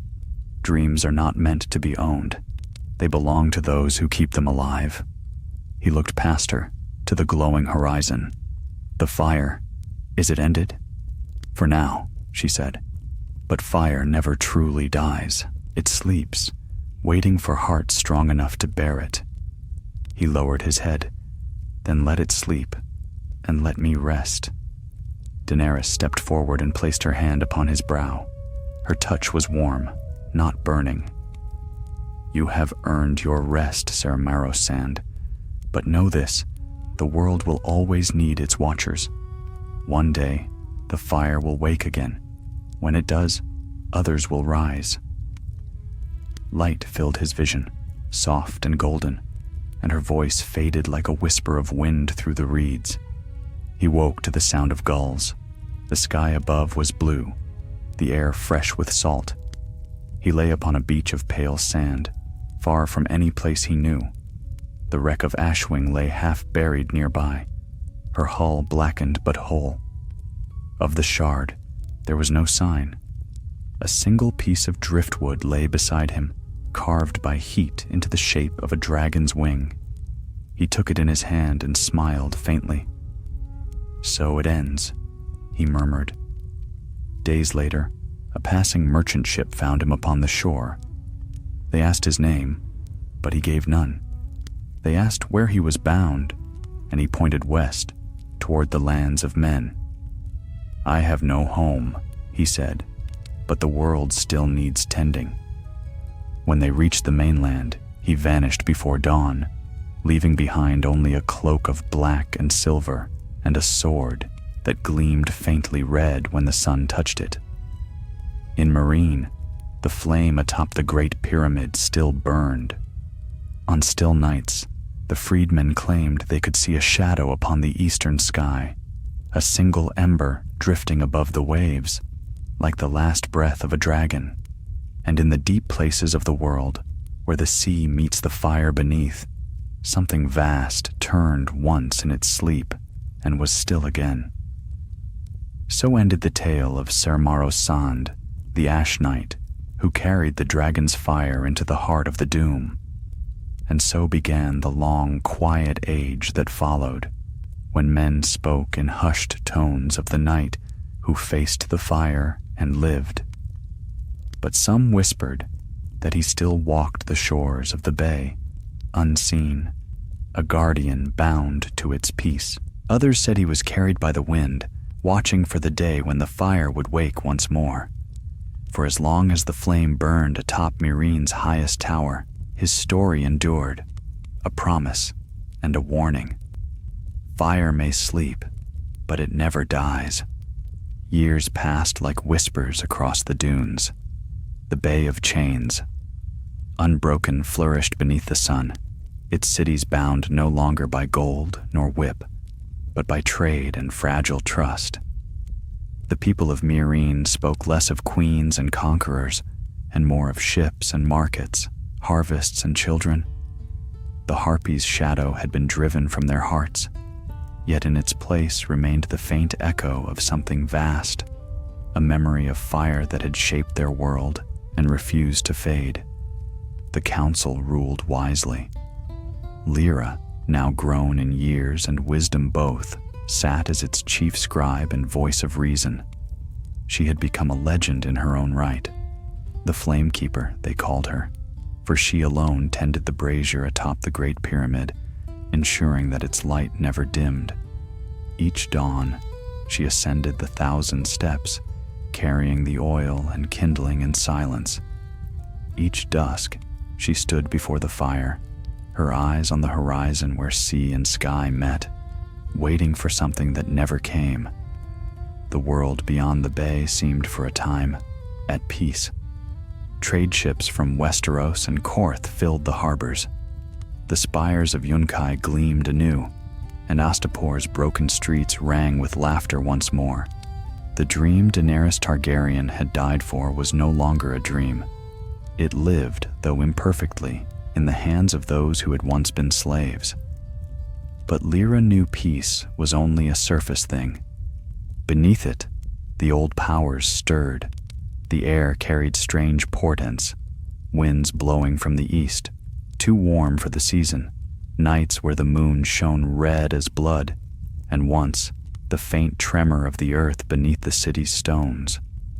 When she dreamed, she saw a man walking across the sea, a man in a torn cloak, his eyes gray as storm clouds, his hand wrapped around a blade of red light. Sometimes he called her name. Sometimes he said nothing, only turned and walked into the fire until he vanished. She always woke with tears upon her face. It was on such a night, beneath a sky bruised with lightning, that a rider came to Meereen. His horse was lathered, his armor rusted by salt, and his face burned by sun and sea wind. He carried with him a sealed letter, marked by the sigil of the lion, a message from King's Landing. Lyra broke the seal before the council, her hands steady though her heart beat fast. The letter was brief, written in the careful hand of Lord Tyrion himself. To the Council of Meereen, a ship has washed ashore upon the stepstones, bearing no crew and no flag. Its hull is marked with ash, and upon its deck lies a sword of Valyrian steel, burned to crimson.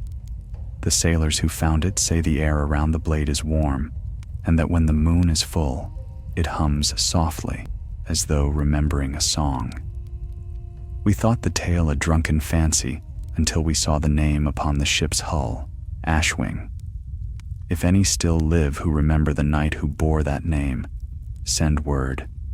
The world grows restless once more, and we would know if the fire that sleeps is dreaming still. When the words were read, silence filled the hall. Lyra felt the breath leave her chest. She remembered the day Maros had sailed east, his vow to take the fire where it could do no harm. She had watched the sea swallow his ship and had told herself that his sacrifice had ended the curse forever. Now she knew better.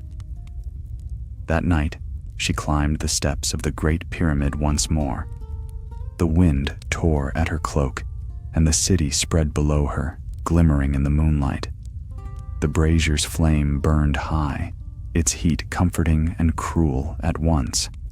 She took from her satchel the relic she had kept all these years, the dragon's scale that Lady Nearia had once left in her care. It no longer glowed as it once had, but sometimes, when the wind turned from the sea, she swore she could feel a faint warmth within it.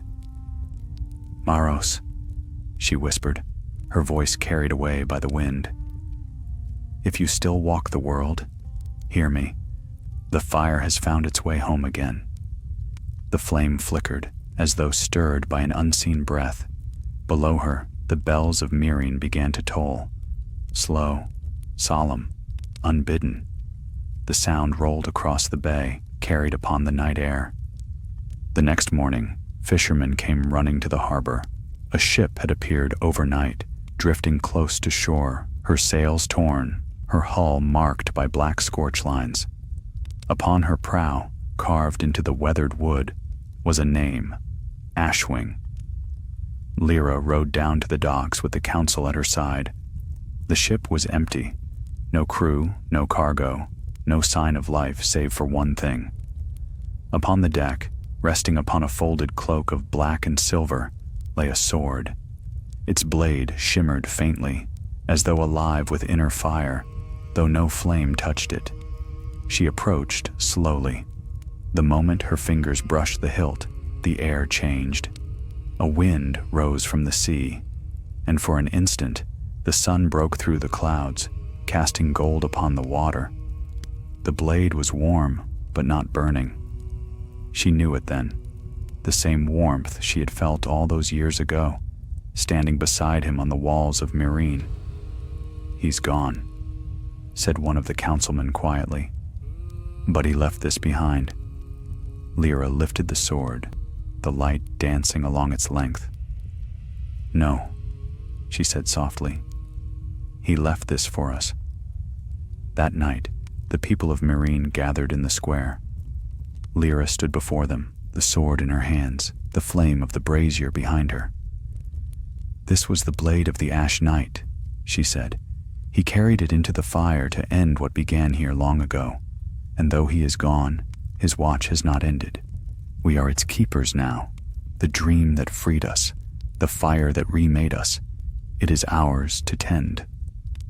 The crowd bowed their heads. The children lit torches from the brazier's flame and carried them through the streets, one by one, until the whole city shone like a sea of light. When the last torch was lit, Lyra turned her eyes to the east. There, beyond the horizon, the clouds were red with the glow of distant fire. She thought of Meros sailing into the doom, his hand upon the tiller, his gaze fixed upon destiny. She thought of Daenerys, whose dream had kindled the fire of freedom, and whose spirit had never truly left the bay. "Rest now," she whispered. "Your fire burns still." And as the wind rose from the sea, the flame atop the Great Pyramid flared higher, reaching toward the stars. Some said that, for a heartbeat, a figure stood within it. A man in a torn cloak, a sword at his side, watching over the city he had saved. When dawn came, only the flame remained, steady and eternal. Thus, the tale of the Ash Knight did not end in death, but in the living memory of a people reborn. And though centuries would pass, and kings rise and fall, Meereen's brazier never went dark. It was said that as long as that flame burned, no master would ever wear a crown in the bay again. And far across the sea, where Valyria's ruins still smoked beneath the waves, the wind carried a whisper, soft and faint, like a man's voice calling from the deep. "Fire may sleep," it said, "but it never dies." Years turned to decades, and the tale of the Ash Knight passed into song. In the taverns of Meereen, sailors sang of the man who sailed into the doom and returned no more, and the children of the freedmen played at being his soldiers, waving sticks like swords, and crying out that they would guard the fire forever. The world beyond the bay forgot much, as men always do. Yet in Meereen, remembrance was a living thing, carried not in crowns or statues, but in the flame that burned atop the Great Pyramid, the same flame that Ser Maros Sand had once vowed would outlast him. Lyra lived long enough to see the city she had rebuilt grow old in peace. Her hair turned white, and her voice grew thin, but her mind was still sharp as the edge of a Valyrian blade. The people called her the last Flamekeeper, and they sought her counsel in all things. To the children she told stories of Daenerys, the liberator, of her dragons that scorched the heavens, and of the Ash Knight who bore her memory into the heart of the fire and returned its light to mankind. One evening, as the sun sank red over the bay, Lyra climbed the 1,000 steps once more.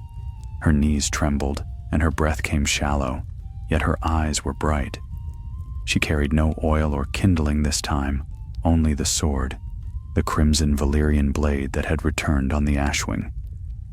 It had rested all these years upon the council's dais, untarnished, as though no time could touch it.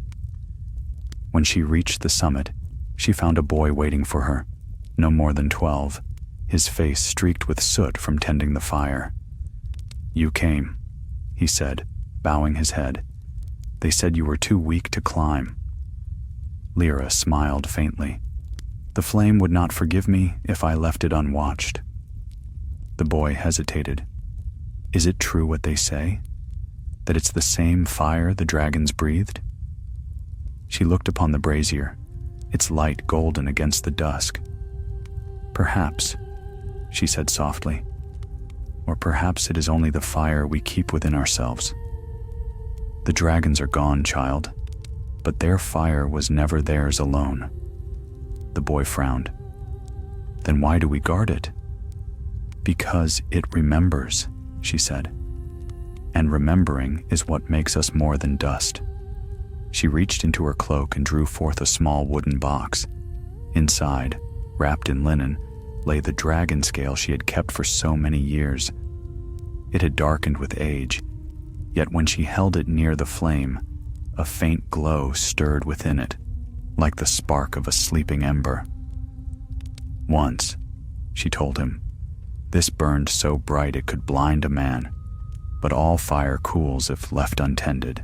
Promise me, when I am gone, that you will not let it fade." "I promise," the boy said solemnly. "Good," she smiled. "Then Meereen will never fall." That night, Lyra sat by the brazier until the stars emerged. The wind rose from the east, carrying the familiar scent of salt and smoke. She closed her eyes and thought of the faces she had loved and lost. The dragon queen whose mercy had been fire, the knight whose strength had been sorrow. And she thought of the promise that had kept her alive through all the long years, that fire, though cruel and wild, could still be made to serve the light. When morning came, the guards found her seated beside the brazier, her head bowed as though in prayer, the sword laid across her knees. The flame still burned, steady and bright. They buried her on the highest terrace of the pyramid, beneath a stone engraved with the old words of Valyria.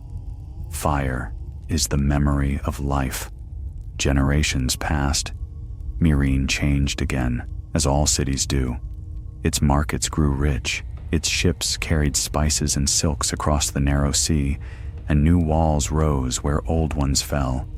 Yet the fire atop the Great Pyramid never went out.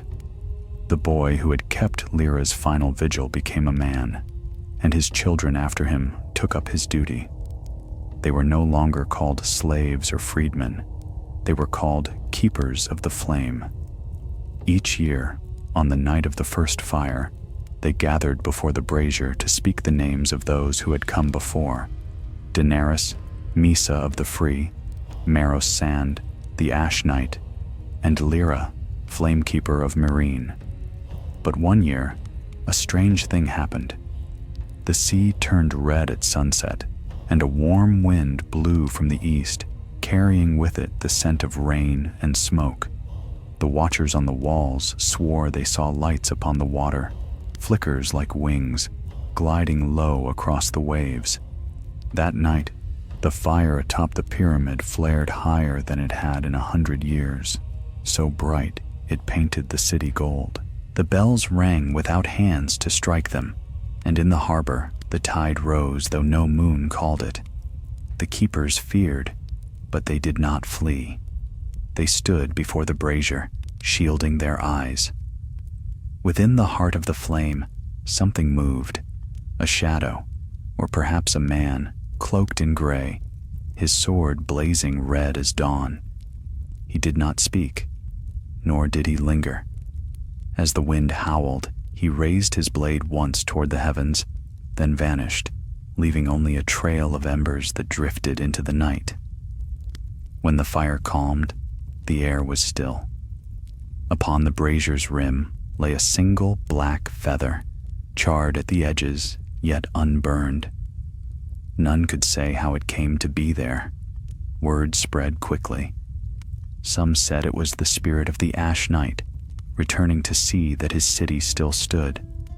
Others whispered that it was the herald of a new age, that the dragons, long dead, were stirring in their graves beneath the sea. The maesters scoffed, calling it superstition, but the people believed.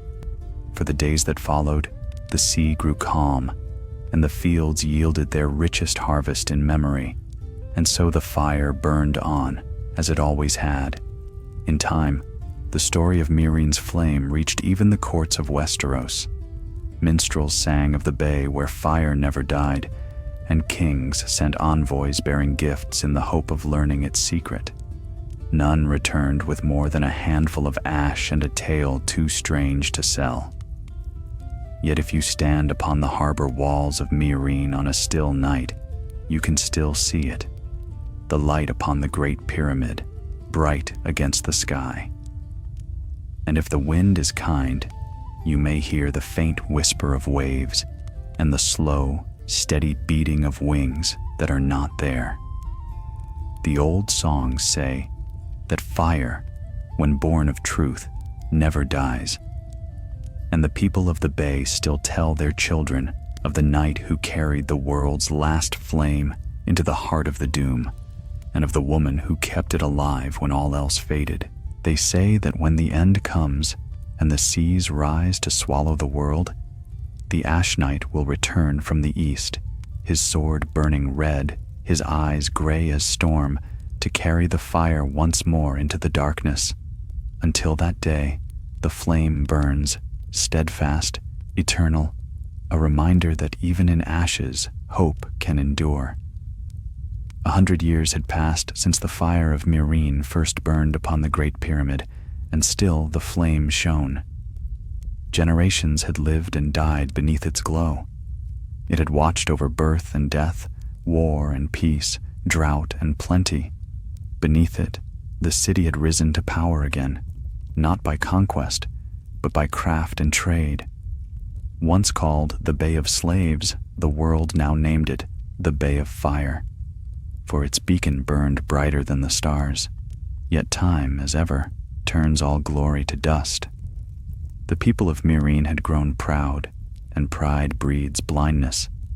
The old songs became ceremony, the old faith a pageant for kings. The fire that had once been sacred was now but a symbol, its meaning forgotten even by those sworn to guard it. The keepers of the flame had become an order of wealth and pageantry, robed in crimson and gold. Their hands were clean, their hearts less so. But not all had forgotten.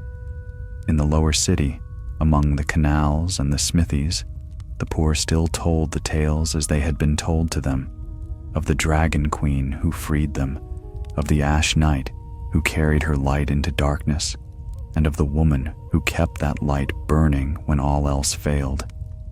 Their children played with wooden swords and dreamed of the old fire. On a night thick with summer heat, the wind shifted. It came from the east, warm, salt-sweet, carrying with it a scent long lost to memory. The brazier upon the Great Pyramid flared suddenly higher, casting shadows across the city. Those who were awake swore they heard a whisper, deep and low, like the breath of a sleeping beast. At dawn, the priests found the flame burning blue. They murmured prayers, fearful of omens, yet none dared extinguish it. That night, the flame grew brighter still, its color deepening to red. It burned without smoke, and though the wind howled, it did not waver. Then came the dreams. Every soul in Meereen, noble and pauper alike, dreamed of wings. They saw fire spreading across the sea, and a knight cloaked in ash standing upon the shore. His eyes were gray, his sword red as blood. Some woke weeping, others in awe. The priests proclaimed it a blessing, but the old fisherman whispered another word, warning. 3 days later, the earth trembled. Far to the east, beyond the horizon, the The sea glowed faintly red. Fishermen returning from their voyages spoke of waves warm as blood and strange shapes moving beneath them. Dragons, some said, though none had seen such creatures in 100 years. The Council of Meereen gathered in haste. The High Keeper, a man grown soft in his robes of silk, declared that the fire was a gift renewed, that the gods themselves had chosen to bless their city anew. But among his listeners was a young woman who said nothing. Her name was Rhaenyra Sand, a scholar of histories and descendant, it was whispered, of the old Flamekeeper herself. That night, when the city slept, Rhaenyra climbed the 1,000 steps to the top of the Great Pyramid. The flame burned red and fierce, and the air trembled with heat. She approached it slowly, the wind pulling at her hair.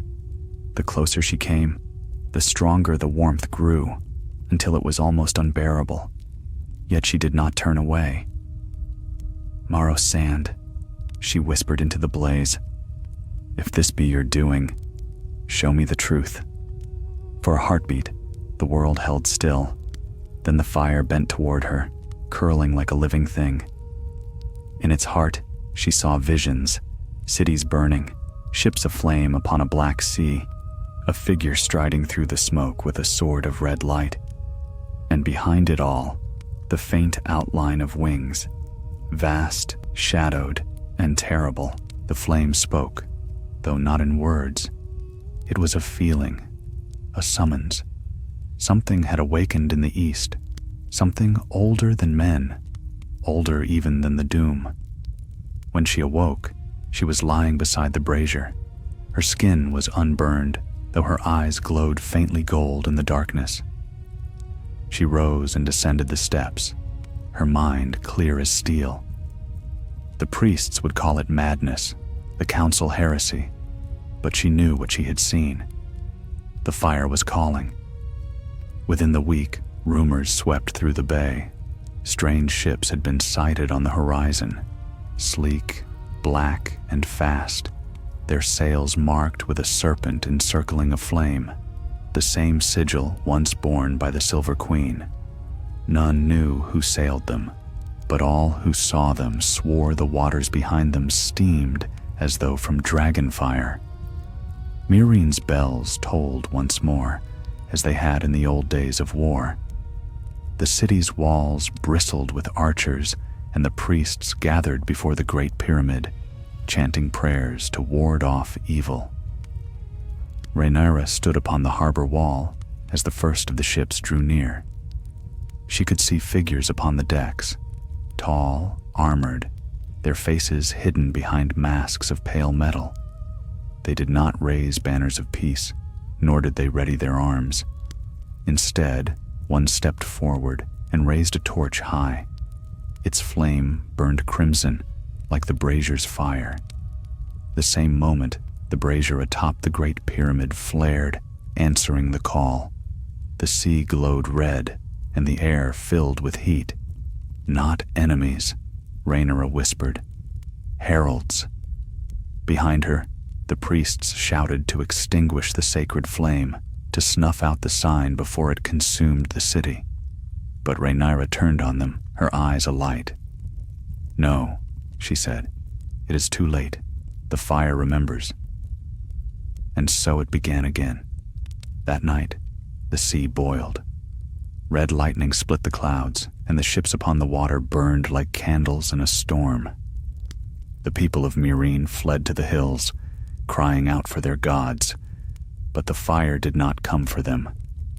It came for the tower. The Great Pyramid blazed, its flame reaching higher than ever before. From its heart rose a shape of light, a man in a torn cloak, his sword raised high, his face hidden in shadow, the Ash Knight, reborn of fire. Rhaenyra watched from the shore, her heart trembling. "You've returned," she whispered. The figure looked to her, and though he did not speak, she understood. The fire had slept too long. The world had forgotten its cost. It would remember again. Then the light vanished. The ships were gone. The sea stilled and dawn broke, gray and quiet. Meereen stood unburned, though the flame atop its tower burned gold once more. In the days that followed, no one spoke of the vision, yet all felt its weight. Trade ceased. The winds turned eastward. The priests no longer chanted. Only Rhaenyra dared climb the steps again. When she reached the summit, the flame bowed toward her as if in greeting. She stood before it, calm and unafraid. "Then it is my turn," she said. "The world will need its watcher again." And in that moment, she understood the truth that Daenerys and Maros and Lyra had all learned before her, that the fire was neither good nor evil. It was only life, terrible, wondrous, and eternal. So the tale continued as tales always do. In time, the Ash Knight's name faded once more into legend, and the world spun on. But every few generations, when the sea burned red and the wind smelled of ash, the people of Meereen would whisper to one another, "The fire stirs, the night walks again." And above the city, the great pyramid's flame shone brighter than ever, reaching up to the heavens, defiant against time, against darkness, against the forgetting of all things. For the fire, once kindled, may sleep, but it never dies.